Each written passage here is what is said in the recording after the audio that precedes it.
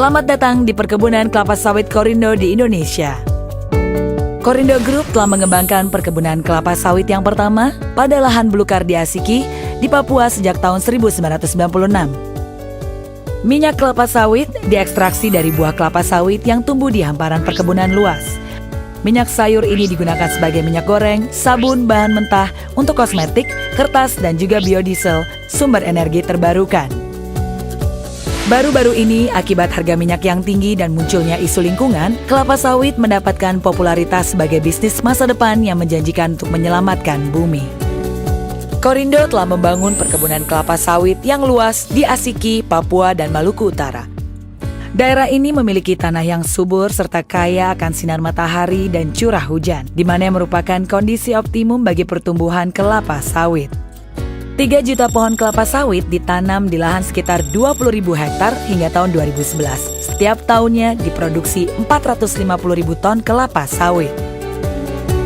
Minyak kelapa sawit yang diproduksi di Indonesia dibagi menjadi CPO atau minyak sawit mentah dan PKO minyak kernel sawit. CPO atau minyak sawit mentah diekstraksi dari daging buah sawit, sedangkan PKO minyak kernel sawit diekstraksi dari biji buah sawit. Sekarang mari kita lihat proses produksi minyak kelapa sawit mulai dari perkebunan sawit hingga pabrik. Di hamparan pepohonan di sepanjang Cakrawala, inilah perkebunan tempat kelapa sawit ditanam. Untuk menghasilkan buah kelapa sawit yang tumbuh dengan baik di bawah sinar matahari, bibit dibudidayakan di persemaian, kemudian penanaman dilakukan pada areal yang telah disiapkan, dan pohon sawit dirawat berdasarkan umur tanaman. Pohon sawit membutuhkan waktu antara 3-4 tahun untuk berbuah sejak masa penanamannya.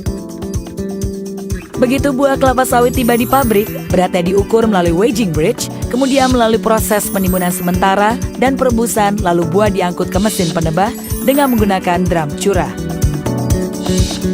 Buah yang telah dipisahkan oleh mesin penebah dipotong dengan pisau panjang yang terpasang dalam mesin digester hingga mendapatkan getah.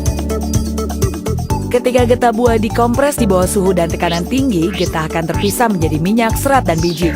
Kemudian minyak dan biji akan diproses melalui seleksi kernel sebelum akhirnya diproduksi menjadi CPO dan PKO. Mari kita lihat proses kernel. Biji kernel yang telah dipisahkan oleh proses penggembaan di bawah suhu dan tekanan tinggi diletakkan di drum berputar untuk dibuang kotorannya. Kemudian biji dihancurkan di bawah tekanan konstan sebelum akhirnya terpisah menjadi cangkang dan biji kernel. PKO minyak kernel sawit dibuat dari biji-biji ini. Berikut adalah proses penjernihan. Minyak utama yang diproduksi melalui proses digester dan penggempaan diletakkan di ayakan getar untuk membuang kotoran padatnya, dan pasir akan tersaring di sand cyclone. Minyak utama dipisahkan lagi dengan minyak, air, dan kotoran melalui dekanter berkecepatan tinggi. Lalu minyak disemprotkan ke dalam ruang hampa untuk memisahkan antara air dan minyak. Dan ini adalah CPO, minyak sawit mentah. Divisi kelapa sawit Korindo berencana untuk mencandangkan areal tol land bank perkebunan hingga 245.568 hektar pada tahun 2020 dan 63% atau 155.719 hektarnya akan digunakan untuk menanam pohon sawit guna memproduksi 1 juta ton CPO per tahun.